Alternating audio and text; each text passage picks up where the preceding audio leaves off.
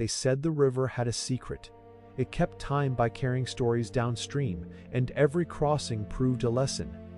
Some say the water listens to those who plant roots deep, and that lesson began with a simple riddle at the river's bank. Who will build a path that lasts? The river waited, patient and steady. In the village lived two who would shape the crossing: Aro, the quiet mason who spoke of depth, and Leo, the swift trader who loved speed and business. Aro drew diagrams in the dust and measured by the weight of storms. Leo sketched routes in the air and promised quick returns. The choice between depth and haste hung between them like the first plank that must be laid. Elder Nara warned the gathered people that the valley had seasons that were kind and seasons that were cruel, and that foundations could not be hurried. It is told that a bridge built in sunlight that denied winter's foot would not remember warmth when the wind turned. A hush fell as clouds far upriver began to gather like listening hands. Young Mira, who had traveled to markets and returned with tales, asked why building well must take so long when need pressed at the door. She wondered aloud whether patience cost more than the builds it produced, and whether a quick crossing might free the village sooner. Her question turned many heads, and the town's decision grew heavy like a cloud before rain. After talk and measure, the villagers made a pact. Half would follow Oro to sink pillars deep into the riverbed, and half would build a lighter crossing upriver to be used while the deeper work matured. It was a compromise born of fear and hope, and each man and woman took their place with tools and a quiet resolve. At dusk, the first hammers fell, and the river listened as the work began. Aro planted the first pillar into mud and stone with a slow, rhythmic strike, counting each measure as if reciting a prayer. He spoke of the river's mood, of how holding fast below the surface would carry weight above, and the workers followed his careful pace. The river met the timber and held counsel with the craftsmen. Across the bend, Leo's crew hammered planks and ropes into a lighter span, fastened with pride and promise of immediate use. Traders and travelers praised the quick crossing, and laughter rose as goods and news flowed more freely, but whispers began about whether the work had been honest with the river. Evening carried the sound of celebration and the quiet of doubts fanning behind closed doors. A sudden hard rain fell in the night, and the river rose as if remembering its own unrest, testing both crossings with an impatient hand. The temporary span shuddered and bent beneath hurried crossings, while the newly sunk pillar gripped in silence and sent a steadier pulse across Aro's work. Morning showed small damage and a reminder that haste draws attention from what anchors us. Voices rose at the market where Leo argued that immediate need had been met, while Aro answered that a true crossing must be measured in seasons, not days. Some said the village could not afford more waiting, and others insisted that a lasting way would save grief later. The bank became a place of argument, and every word shifted the balance of how work would continue.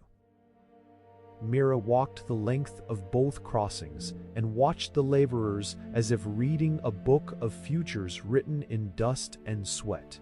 She noticed the sturdiness of the sunk pillars and the ease of the swift span, and the thought took root that cost and time were not the only currencies at stake. There was trust and the weight of who would cross when the worst came. Her heart leaned toward a longer patience, though she feared the price the village might pay. Under moonlight, both groups mended what they could. Leo's men tightened planks, and Oro's hands coaxed mortar into hairline cracks, each action a small prayer against the next season. There was an uneasy care among them, a shared desire that the village endure whatever the river chose to send. The night passed in the slow rhythm of hands that would either steady or tire. When the sky finally tore open, it did so with a voice the elders remembered from old tales, a roar that shook the panes of the village and set roofs to singing. Winds came with intention, not random cruelty, and the river gathered itself into a carriage of power that swept branches like letters across a page. The village braced, knowing now that words would be paid in wood and stone. The swift crossing, celebrated for its quick creation, could not stand against the river's hunger and began to give under the weight of the swell and the strain of hurried joins. Planks slipped like wet pages, ropes screamed and came undone, and a section slid away with the first desperate push of current. By dawn, the temporary path lay broken, its usefulness washed into the deep. Oro's pillars, sunk below visible trouble and set into stone and dense mud, held with a groaning dignity that turned the water's anger into a churn around solid things. When the storm passed, the deeper crossing creaked, but remained, and those who had learned to dig and wait watched relief rise like sunlight. The village crossed on a place that remembered its anchors, and gratitude moved through them like a warm current. After the storm, the village counted not only broken wood, but the toll of reliance on what was quick and easy. Goods lost, lives delayed by broken trust, and the quiet ache of lessons paid in material. Leo stood beside the ruined planks and felt the weight of every promise he had hurried to make. And in his chest, curiosity and shame warred with one another. He would have to decide if his way of haste would bend toward learning or harden into denial. Oro did not gloat. He knelt and helped mend what he could and taught those willing the methods of deep work so structures might hold in any season.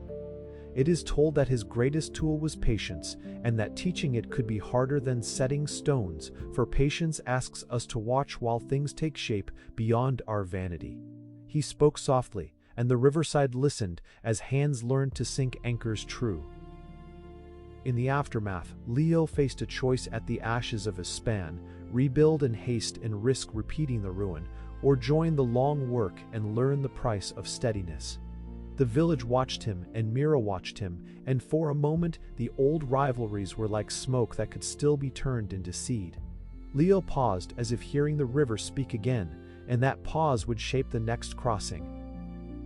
Leo came at last with calloused palms and an open face, choosing to work beside Oro and to learn the measure of depth rather than insist on speed alone. Together they sank new pillars, raised beams that fit like promises, and the village found that shared labor stitched wounds into stronger cloth. The crossing that rose did so by the weight of many hands and the steadiness of learned patience. When the new crossing stood complete, it was a quiet thing of power.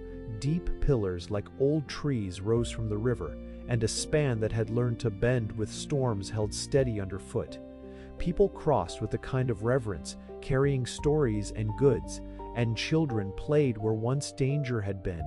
It was not glamorous, but it lasted, and the river spoke its approval in gentle currents. And years after, the bridge became both passage and parable.